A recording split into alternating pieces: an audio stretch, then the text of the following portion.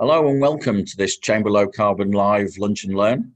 What is an environmental management system and why do you need one? With Dr Jan Maskell.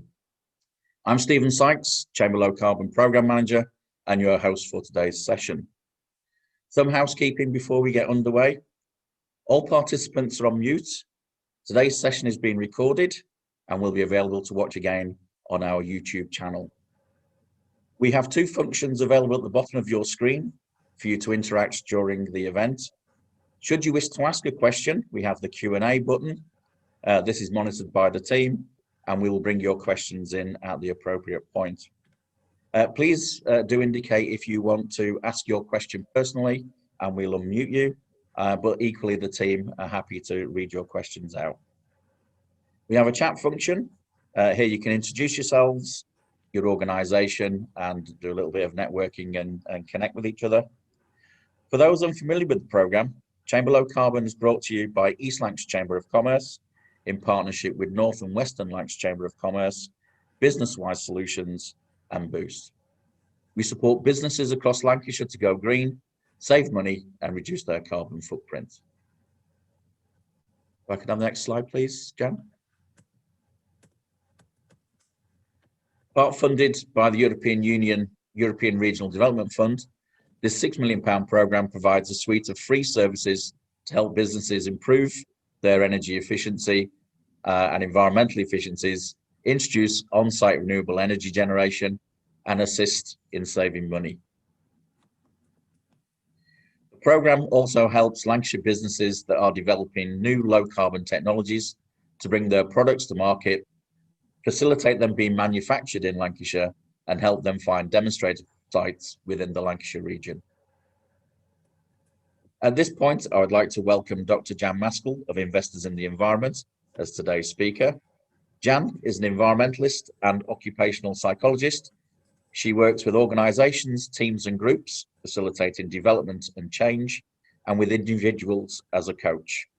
She applies her knowledge and experience of positive psychology to environmental sustainability. She has a passion for learning and promotes the role of psychology in behavioural change at a personal and organisational level. I'll now hand over to Jan.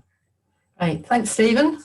So as Stephen said, what I'm talking about today is what is an environmental management system and why do you need one? In my role as regional consultant for investors in the environment, I'm going to talk about our particular environmental management system. So, as Stephen said, I'm an environmentalist. I'm a practitioner member of the Institute of Environmental Management and Assessment. I'm a member of the Chartered Institute of Personnel and Development, which is about HR, and I'm a chartered psychologist. And as the Northwest Regional Consultant for Investors in the Environment, that's what I'm going to talk to you about today, is our particular take on environmental management system and why we think you need one. So, this is what I'm going to cover. Your drivers for an environmental management system, some of the impacts and risks involved, the framework of our environmental management system, the importance of measurement and communication, and our investors in the environment criteria. Now, as Stephen said, if you've got any questions anytime, if you can put them in the Q&A, and I will answer any questions that I can at the end of this session. This should take about 20 minutes for me to go through this presentation, and then we can have some questions. And in terms of this being a live lunch and learn, in terms of it being live, I've put my video on so you can see that I am live. Maybe you brought your lunch with you, that's great. And hopefully you'll learn something particularly about environmental management systems and investors in the environment from this session. So, what are your drivers? Now, there are potentially a number of drivers that could be in place for you implementing an environmental management system. One could be about saving money and saving resources. It could be that you need that stamp of accreditation, that you need to be able to say you have an environmental management system. Maybe you want to get promoted for your green credentials. So you want other organisations to know that you are a green organisation. Maybe that you want to get recognised for your corporate social responsibility activities. Maybe you enjoy business networking, or you want to improve staff engagement, because that's a key part of our management system. So those drivers, so as I said, first of all, could be employee engagement. one of the key ways and important ways of implementing environmental sustainability within an organisation is about engaging employees. So it's not the responsibility of one particular section or employee. So it's not facilities management running it. It is engagement right across the organisation. You may need to comply with legislation, and that could be part of what's driving your need for an environmental management system. It could be that you're concerned about your reputation, and a lot of research has been done about reputation not only within the supply chain, but also in terms of recruitment, and particularly younger people are, if they've got a choice between two organisations, they'll go for the one with the green credentials. Do you want to improve your consumer trust? It's another way of demonstrating that you're doing what you say you do. And there might be financial drivers. All organisations that have invested in investors in the environment have achieved financial gains as a result, mainly through resource efficiencies. So why you? 26% of the world is using 86% of its resources. That is not sustainable. We have to address this. We can't continue working in this way because we currently have resource scarcity and it will lead to more. So those resources could be material resources, or it could be energy and water, because as the population rises and as consumption increases, so those resources are going to become more scarce. How are you going to deal with that? That resource scarcity is also going to lead to rising costs. And climate change is increasing the risk to business. So we've got the climatic threat. So how would things like changes in temperature and flooding impact on your organisation and your supply chain? And how is that going to change the marketplace, change the demands, change the organisations that are competing with you? There's also the ethical driver. It's the right thing to do. And as we said before, potentially legal compliance. So first thing to understand is what your impacts are. So what are the impacts to be able to develop a policy to create positive change in your business? So what we've noted here is the environmental impact of all of these things. And if you can reduce those, then obviously that will have potential benefits. So impacts from your staff, from your energy use, from your water use, from your waste production, from your travel, and from your procurement methodology. So investors in the environment, how does it work? Well, we start off by asking you to appoint green champions.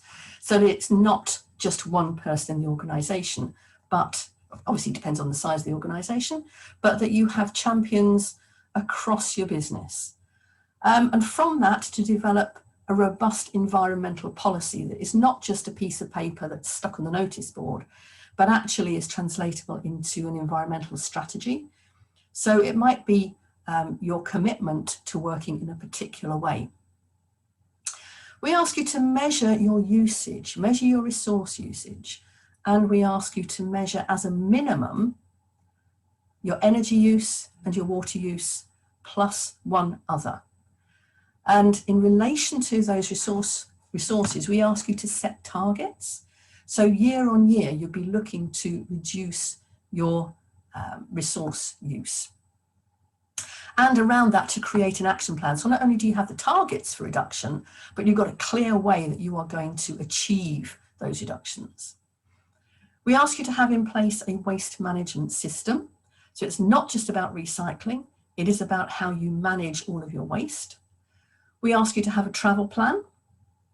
So for some businesses that might be a huge impact, for others it might be minimal, but to think about the travel that's involved in your business. We ask you to calculate your carbon footprint, and we ask you to communicate and engage with your staff, but also with your clients about your environmental sustainability. And we ask for evidence for all of these. So environmental policy. So as I said, it's a statement of intent to use fewer resources, produce less waste, prevent environmental harm, and lower your carbon footprint. And as I said, it's more than just a document. It should be what drives sustainability throughout your business. So it applies to every part of the business. We ask for top-level commitment to address responsibility, to practice culture, operation and procurement. And that leadership is key.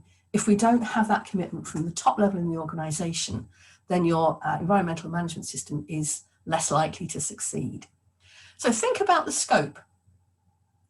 What activities are you going to cover within your system?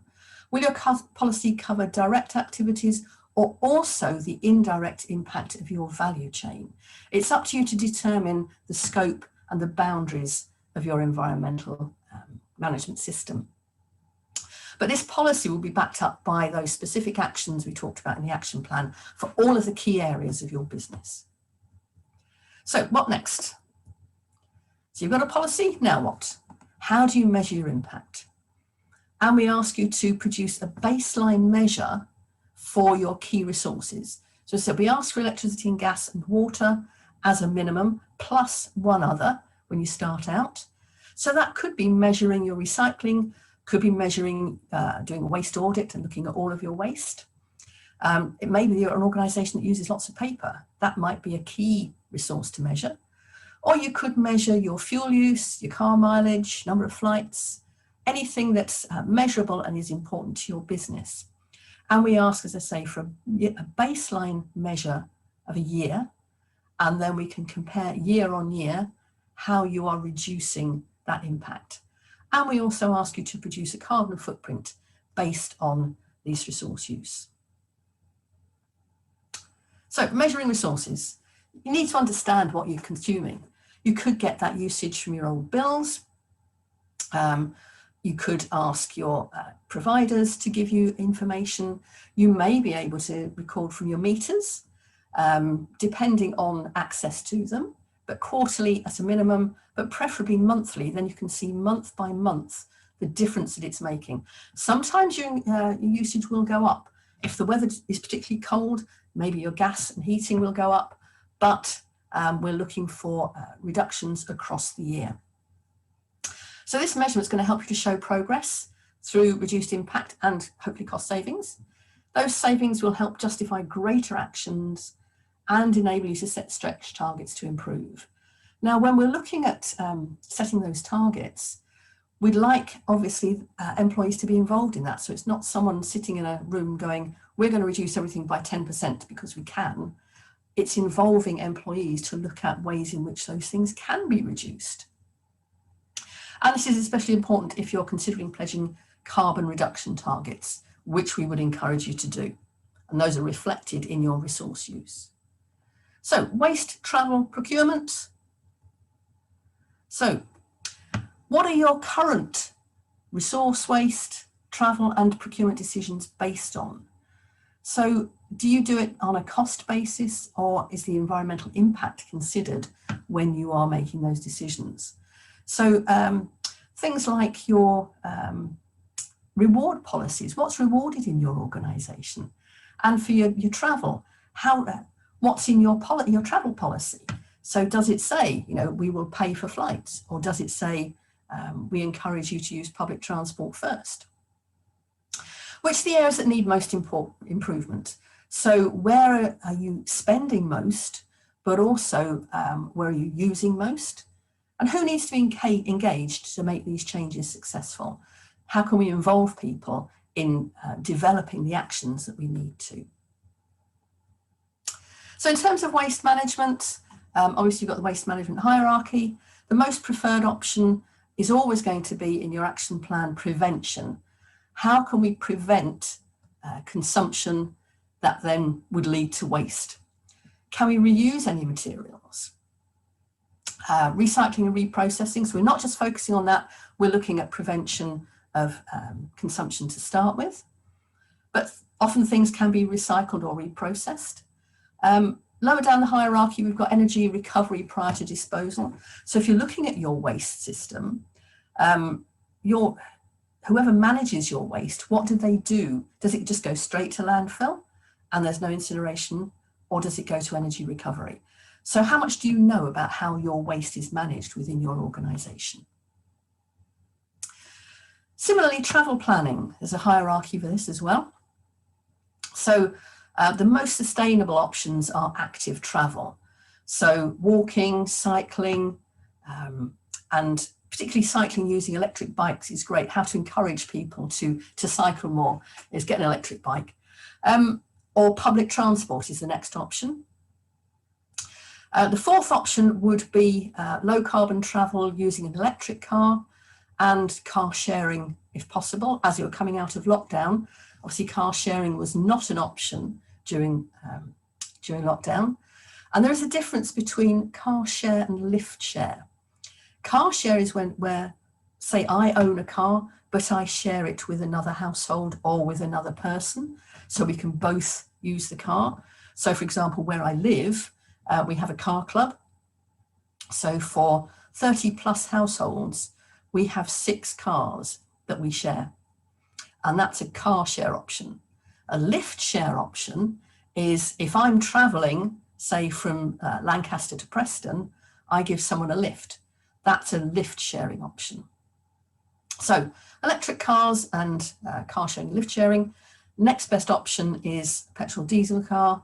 And the most intensive travel is by plane. So if you realise that within your organisations, people are flying from London to Glasgow, could they go by train as a more sustainable option? So waste management, travel planning, can you incentivise these things? But also, often the reason why people don't do these things is because the facilities aren't in the workplace. So is there secure cycle parking? Are there showers? And how do you manage your car parking? One organisation I was working with recently they realise that some people do still need to travel by car because of out of hours working, that kind of thing. So, but they have offered preferential parking places to people who lift share.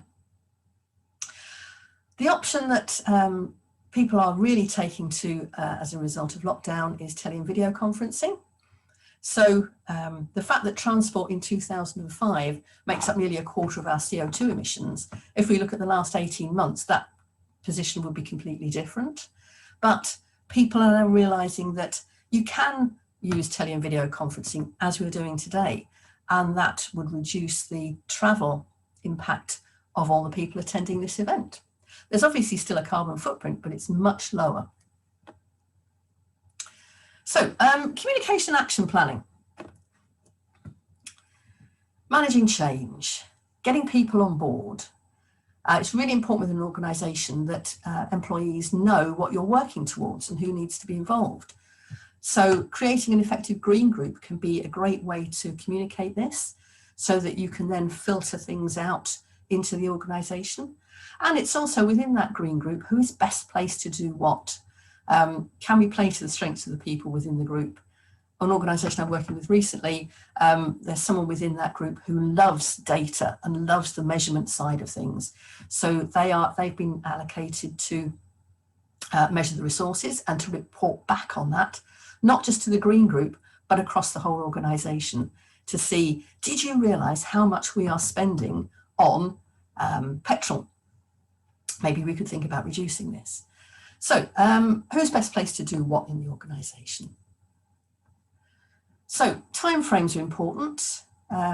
Depending on what you're already doing in your organisation, you might need to phase in your programme, or do you have strong support for dramatic change? We have 3 levels of accreditation: bronze, silver and green. And it may be that you're already doing lots of things in your organisation and you could, in theory, go straight for the green level of accreditation. A lot of organisations want to start with bronze and work up, increasing their commitments and their targets and their actions until they can get to the green level. There are lots of benefits for implementing this sort of system, and there are social, environmental, reputational and financial benefits. The social benefits we see within the organisation, but also externally, because we ask you to commit to communicating externally as well. So things you might need to consider. How much do you need to educate people in the organisation? What do you need to communicate? Who's going to do that? Will staff need training or instruction? Is it clear what they need to do? Will you need new systems? I always advise people not to introduce new systems, but to try and build on existing systems. So within your policies and procedures, you may have ways of doing things. Rather than bringing in something new, can we add something to it so that it's not a massive change and use existing systems? Top communication tips: engage staff, get people involved, and thinking about local action that could have a global impact. Organisations might want to link to things like the Sustainable Development Goals to say what we're doing here will actually have a global impact because it links in with one or more of the 17 Sustainable Development Goals. Having positive, consistent messaging. You may have a marketing department within your organisation who can help you with this, but Investors in the Environment can help you to run projects throughout the year, and we produce some of the marketing material that you might need for that, so things like posters. Show transparency, admit to challenges. That's really important. It's not going to be perfect, it's not going to be right first time. Lots of organisations may be doing some things right, but we know we really need to work on this area here, and it's going to be a challenge. One of the NHS trusts I work with is having a real challenge about reducing its anaesthetic gas use. And the key way to do that was to engage the anaesthetists, but also everyone else within the theatre staff to understand that anaesthetic gases are really significant in terms of as a greenhouse gas. So that's been a real challenge. So engaging customers. How are you going to show off your commitment? One of the veterinary surgeries I work with has a poster board within their reception, and they've got their green section on their poster board about what they've done, what they've achieved, but also what their clients could achieve as well. Demonstrate where you're active. Encourage customers buying. What can they do? So what could they do to reduce their carbon footprint as well? So our accreditation criteria. So these are the things I've talked about so far. We ask you to have an environmental policy in place with leadership commitment that is refreshed every year. Resource measurement, minimum of gas, electricity and water +1, with an action plan in place to set targets and evaluate performance. We ask for a waste management plan, measure a carbon footprint and a travel plan. We also ask for evidence of additional actions and projects. So what events and activities have you run? So that could be community activities, it could be social events, it could be tree planting, litter picking, things that involve employees, but could also involve the local community as well. And we ask for evidence of your communication with employees about what you've done. So you may have a dashboard available on the intranet that comes up when people open up their screens. You might have posters around the offices. And I always say that the best place to advertise anything is the back of the toilet door. So communication with employees. So we've talked about what the drivers might be, about understanding your impact and your carbon footprint, how you can use an environmental management system to launch improvements. So how to engage across the organisation and get recognised for the progress that you're making. And think about the key actions you can take as a business. So what are the most important things you need to focus on? So back to thinking about what are your drivers. Could it be about saving money? Most organisations are quite interested in saving money through resource efficiency. Do you want to achieve that stamp of accreditation? Do you want the Investors in the Environment stamp? Do you want to get promoted throughout your supply chain for your green credentials? You've got engaging in more corporate social responsibility activities, business networking. We run events and training across the year. And do you want to improve your staff engagement? So this can be a key way to actually engage staff in what you're doing as an organisation. So as Alvin Toffler said, the illiterate of the 21st century will not be those who cannot read and write, but those who cannot learn, unlearn and relearn.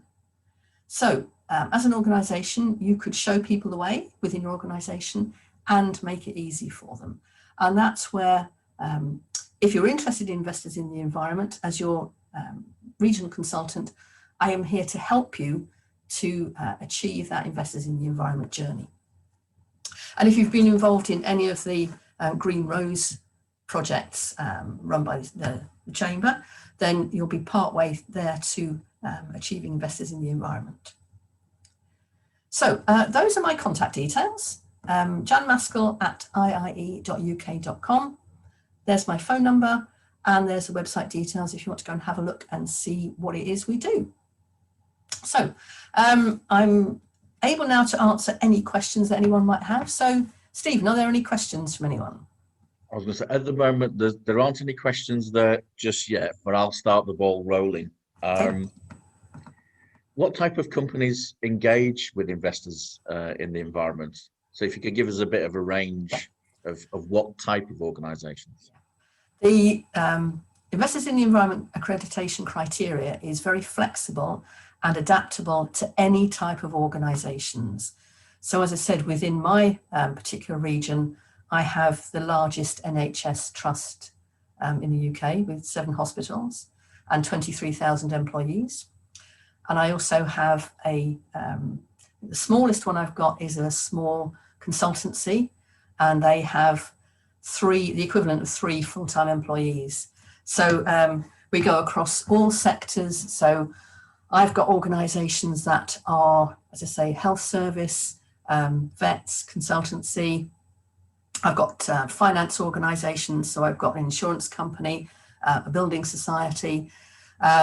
We also cover construction, manufacturing, any sector at all, because it's that flexible. Well, and one has just come through, and it's similar to the question I was going to ask, but I will ask the anonymous attendees question. How is investing in the environment different from ISO 14001? Yeah. Well, one major difference is cost. It's significantly cheaper. So that's often the attraction for a lot of organisations. There's much more emphasis on engagement and across the organisation and on measurement. Investors in the environment, as we've seen, asks you to look at your key resources and to measure them. ISO 14001 doesn't require you to do that. I think IIE is much more explicit in let's focus on your key resources. So your energy use, your water use, and whatever's significant for your organisation. So whether that's anaesthetic gases or paper, and setting targets. So I think those are the key differences. Okay, I'm just double checking. Whilst people are scratching their heads to come up with them on, there's another couple of ones I've got in my head. One of the other major differences between investing in the environment and ISO 14001 is that with 14001 you have to prove legal compliance before you get certification. Legislation hasn't been mentioned in your presentation so far. So where especially with the wealth of environmental legislation that's coming out of Whitehall. Yeah, it is part of what we ask for. So within your policy, we would expect you to say that you achieve legal compliance, and it's also part of the system that within your action plan, we ask you to evidence what legal compliance you require, and also that you have complied with it. Okay. You touched on cost. Is there a scale of cost depending on size of company? Yeah, we look at a range of factors. So we look at firstly at the size of the organisation and roughly number of employees, and the sector that you're in. So some organisations involve more work for us as auditors and accreditors. but the scale goes from 349 for a very small organisation up to 899 for the largest organisation. That covers your annual membership, support from your friendly regional consultant, that'd be me, and your annual audit. Now, obviously, in the first year, you'll get more support because you'll be putting your environmental management pack together, but the cost remains the same based on the size of the organisation and the sector that you're in. Obviously, if you want more, like, for example, I did some training for a senior executive board recently because they wanted some more information about, you know, what is climate change and what can we do about it. So we would charge for that, but that's it's only things that are over and above what we contract for within the accreditation scheme. Jill Bailey, who's a business growth and leadership coach, has asked a couple of a main question in the Q&A. Is investing in the environment likely to become a standard for tenders? You mentioned you have an NHS trust. I have in tenders, I've tended to notice it just says, have you got an environmental management system? And then it'll say, is it accredited? Provide the certificate. So is this becoming recognised in the tendering process? Yeah, it is. So some organisations we work with are using the Investors in the Environment accreditation as evidence of their environmental management system for tendering purposes. But we also have some organisations that have 14,001 and Investors in the Environment because they have recognised that they do different things.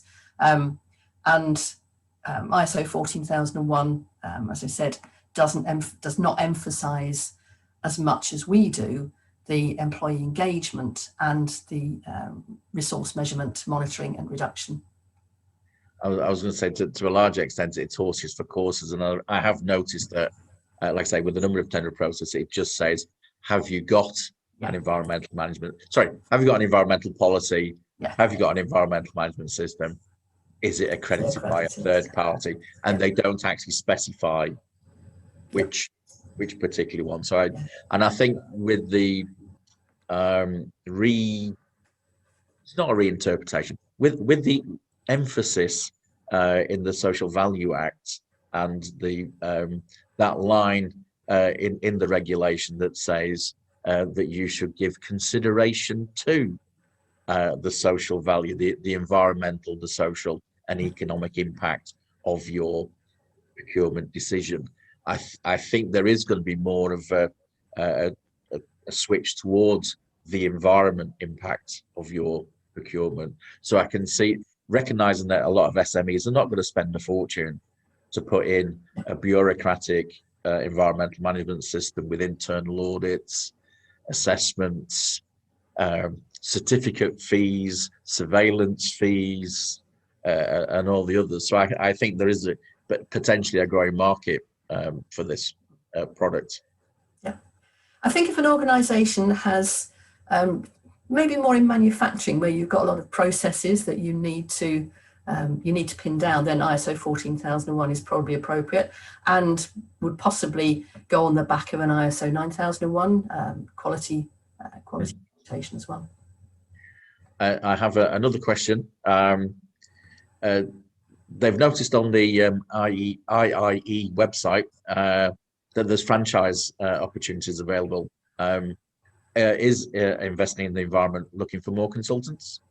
Yeah, I cover the Northwest, so that includes Manchester, so Greater Manchester, Lancashire, Cumbria, Liverpool, and I go right down as far as possible. So up to Scotland and kind of Merseyside to Manchester, plus a little bit. We have most of our clients at the moment are in the east of England because that's where IIE is based. It's based in Peterborough, and that's where it started off. It was developed by PECT, P-E-C-T, which is a charity run out of Peterborough. So they have most of their clients over there. They also cover quite a few in the northeast. They don't have so many further south. So that's where they're looking for more franchisees. I'm just double checking whether we've got any more questions. There's none in the Q&A session. I'm just checking the chat function just in case they drift off in there. No, but there is a positive comment from Jill in the chat. So seems to have run out of questions so far. So I think you've managed to answer everything. So if there are no further questions, I'd like to thank Dr. Jan Maskell for her time, expertise and insights today, and also thank you for your attendance. Before we finish, I just have a couple of final notes. We have our virtual Low Carbon Expo on the 2nd and 3rd of June.